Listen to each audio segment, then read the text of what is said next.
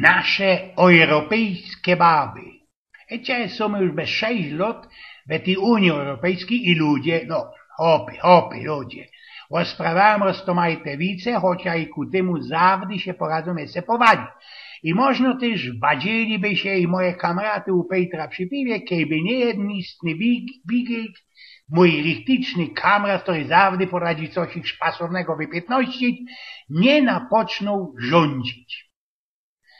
Italiok, żabojat, Pepik zicnęli się we szynku przy piwie. No i nie ino.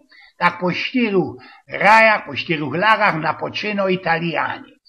Wiecie, opy, jak się chyci naszo dziołcha we tajli, we pasie, to ci wróz palcyska się szczasną i zawrzą do kupy. I to nie z kuli tego, i że my hopy mamy takie krótkie palcyska.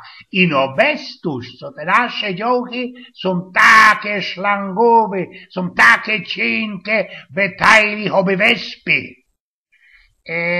Tam, go do żaboja. Nasze frele, kiedy się siedną przy szynkwasie na tych wysokich stołkach, to ściągają szłapami aż do ziemi.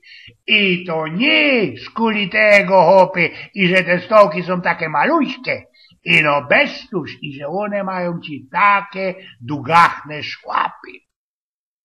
Mogecie se godać co chcecie, padł na to Pepik, ale kiedy ja wylazuję rano do roboty, to się zawdy klepna pora razy moja staro pożyci i kiedy przylazuję z gruby nazot, to jeszcze i się półżytki dyrgotają. I to blank nie z kuli tego, co nam otelo, to nam ostrogo żyć, ino bez tuż, i że ja te roski we tej Unii Europejskiej tak krótko baku. Oj, więc piochu.